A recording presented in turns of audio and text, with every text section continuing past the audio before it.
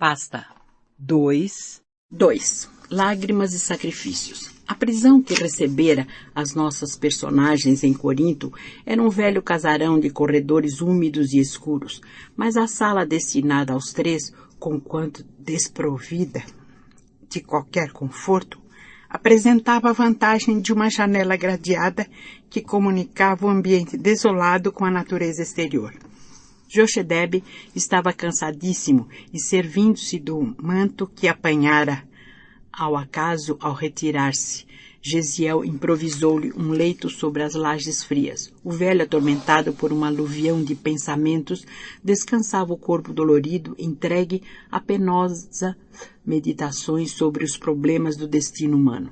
Sem saber externar suas dores pungentes, engolfara-se em angustioso mutismo, evitando o olhar dos filhos. Gesiel e Abigail aproximaram-se da janela, segurando-lhe as grades inflexíveis e abafando com dificuldade a justa inquietação.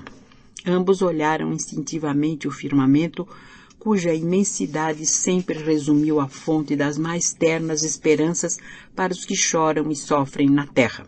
O jovem abraçou a irmã com imensa ternura e disse comovido: Abigail, lembras-te da nossa leitura de ontem? Sim, respondeu ela com a ingênua serenidade dos seus olhos negros e profundos.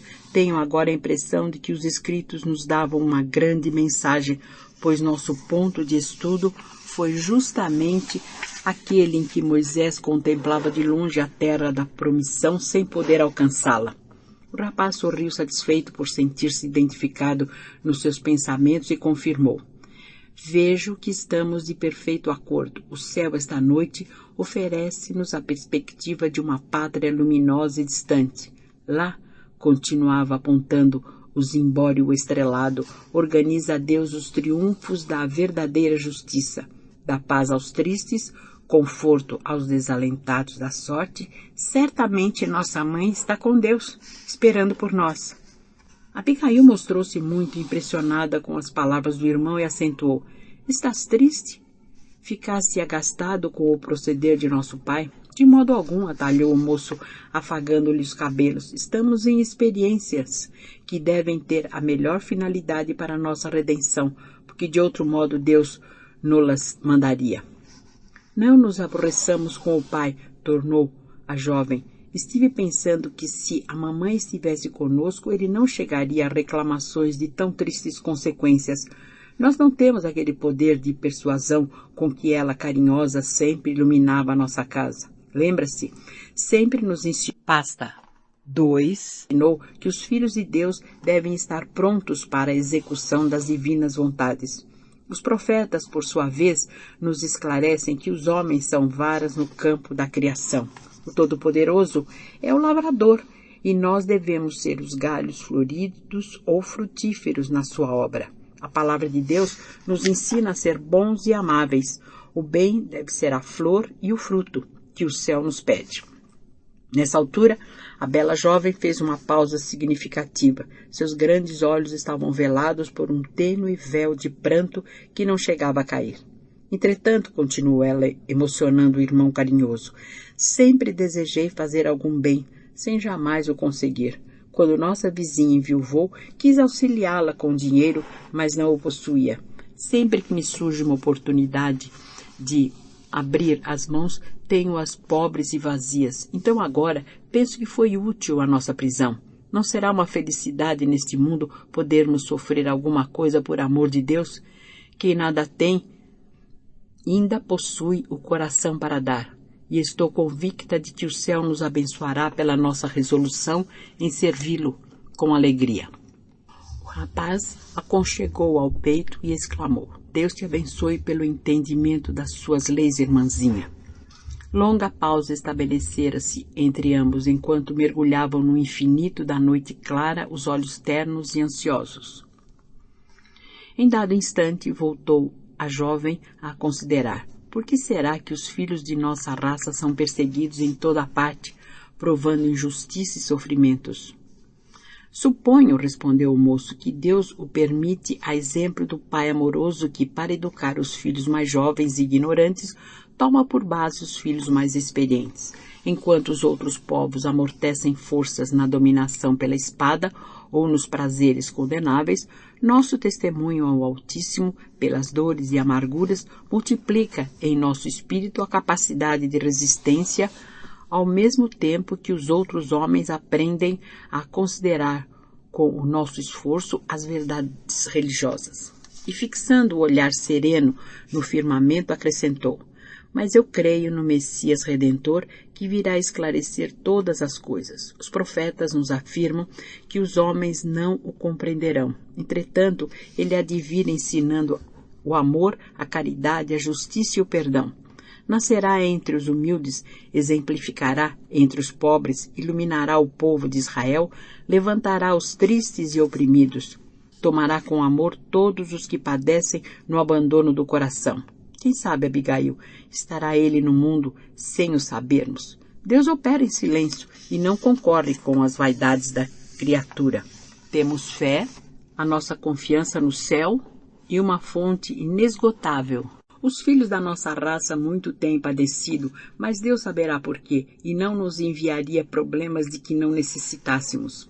A jovem pareceu meditar longamente e obtemperou depois de alguns instantes. E já que falamos em sofrimentos, como deveremos esperar o dia de amanhã? Prevejo grandes contrariedades no interrogatório, e afinal, que farão os juízes de nosso pai e de nós próprios? Não deveremos aguardar senão desgostos e decepções, mas não esqueçamos a oportunidade de obedecer a Deus. Quando experimentou a ironia de sua mulher nas desditas extremas, Jó teve a boa lembrança de que se o Criador nos dá os bens para nossa alegria, pode enviar-nos igualmente os dissabores para nosso proveito.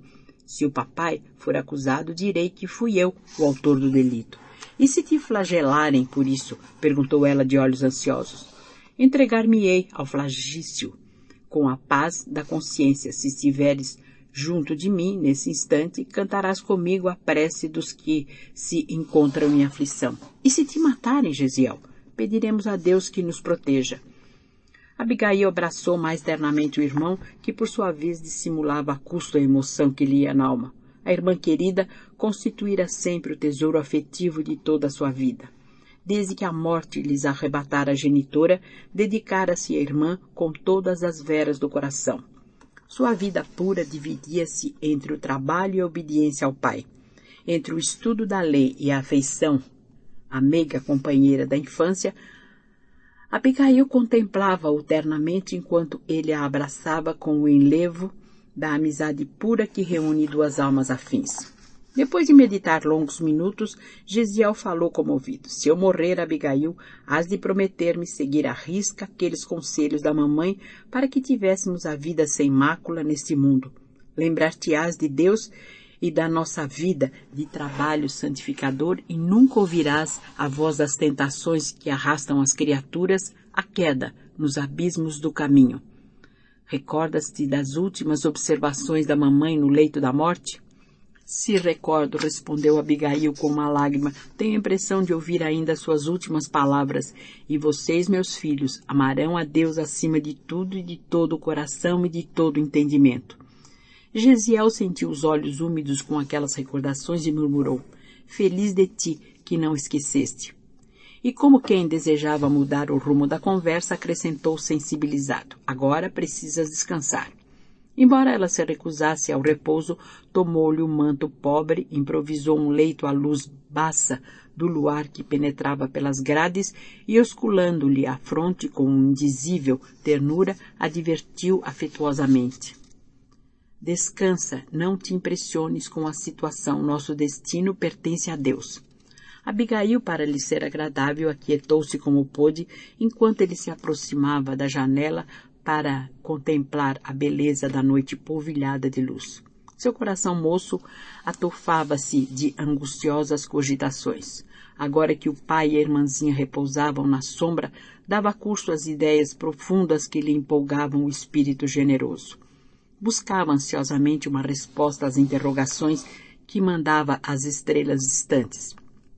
Esperava com sinceridade e confiança no seu Deus de sabedoria e misericórdia que os pais lhe haviam dado a conhecer. A seus olhos, o Todo-Poderoso sempre fora infinitamente justo e bom.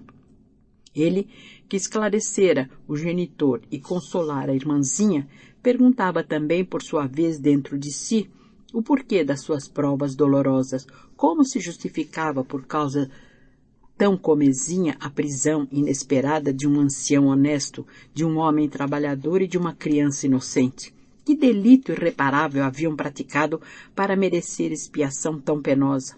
O pranto correu-lhe copioso ao relembrar a humilhação da irmã, mas também não procurou enxugar as lágrimas que lhe inundavam o rosto, de maneira a escondê-las de Abigail, que talvez o observasse na sombra.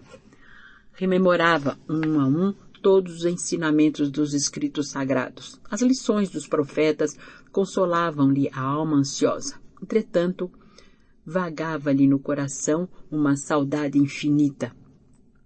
Lembrava-se do carinho materno que a morte lhe arrebatara.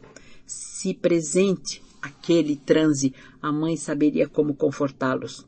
Quando criança, nas suas pequenas contrariedades, ela ensinava que em tudo Deus era bom e misericordioso, que nas enfermidades corrigia o corpo e nas angústias da alma esclarecia, iluminava o coração no desfile das reminiscências, considerava igualmente que ela sempre o incitara à coragem e à alegria, fazendo-lhe sentir que a criatura convicta da paternidade divina anda no mundo fortalecida e feliz.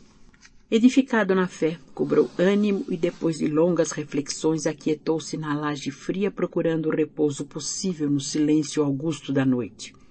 O dia amanheceu prenhe de lúgubres expectativas. Dentro de poucas horas, Licínio Minúcio, rodeado de numerosos guardas e satélites, recebeu os prisioneiros na sala destinada aos criminosos comuns, onde se ostentavam alguns instrumentos de punição e suplício. Jochedebe e os filhos traíam na palidez do semblante a emoção profunda que os dominava. Os costumes da época eram excessivamente desumanos para que o juiz implacável e a maioria dos circunstantes se inclinassem à comiseração pelo aspecto desditoso deles. Alguns esbirros perfilavam-se junto dos potros de castigo, de onde pendiam açoites e algemas impiedosos. Não houve interrogatório nem depoimento de testemunhas como seria de esperar antes de previdências tão odiosas, e chamado rudemente pela voz metálica do legado, o velho judeu aproximou-se vacilante e trêmulo. Jochedebe, exclamou o algoz impassível e sanhudo, os que desacatam as leis do império devem ser punidos de morte, mas eu procurei ser magnânimo em consideração à tua velhice desamparada. Um olhar de angustiada expectativa transfigurou o rosto do acusado, enquanto o patrício esboçava um sorriso irônico. Alguns operários lá da herdade, continuou Licínio, viram-te as mãos perversas na tarde de ontem, quando incendiasse as pastagens. Esse ato redundou em sérios prejuízos para os meus interesses, além de ocasionar males talvez irreparáveis à saúde de 2 servos muito prestimosos. Como nada tens de teu para compensar o dano causado, receberás o justo corretivo em flagelações para que nunca mais venhas a erguer tuas garras de abutre contra os interesses romanos. Sob o olhar angustiado e lacrimoso dos filhos, o velho israelita ajoelhou-se e murmurou: Senhor, por piedade. Piedade? Berrou Minúcio com rispidez. Cometes um crime e imploras favores? Bem se diz que tua raça se compõe de vermes asquerosos e desprezíveis. E designando o tronco, disse friamente a um dos sequazes: Pessênio, havia-te. Vergasta-o 20 vezes. Ante a muda aflição dos jovens, o respeitável ancião foi solidamente algemado. O castigo ia começar quando Gesiel, rompendo a expectativa geral, aproximou-se da mesa e falou com humildade: Questor ilustríssimo, perdoai minha covardia de haver calado até agora. Asseguro-vos, porém, que meu pai está sendo acusado injustamente. Fui eu quem incendiou os terrenos de vossa propriedade, perturbado pela sentença de confisco exarada contra nós. Dignai-vos, pois, libertá-lo e dar-me a mim a merecida punição. Aceitá-la-ei de bom grado. O patrício teve um lampejo de surpresa nos olhos frios que se caracterizaram por mobilidade extrema e acentuou: Mas não auxiliaste os meus homens a salvar uma parte das termas? Não foste o primeiro a medicar o filho? Assim fiz, levado pelo remorso, ilustríssimo, retrucou o rapaz, ansioso por isentar o pai do suplício iminente. Quando vi a extensão do fogo comunicando-se às árvores, temi as consequências do ato praticado, mas agora confesso ter sido o seu autor. Nesse interim, receoso pela sorte do filho, Jochebed exclamou intimamente atormentado: Gesiel, não te inculpes por uma falta que não cometeste. Mas, pontilhando as palavras com extrema ironia, o legado replicou, dirigindo-se ao moço hebreu: Está bem, poupei-te até agora, baseado nas falsas informações que me deram a teu respeito. Contudo, terás também o teu quinhão de disciplina indispensável. Teu pai pagará pelo crime que foi visto de maneira inegável, e tu pagarás pelo que confessaste espontaneamente.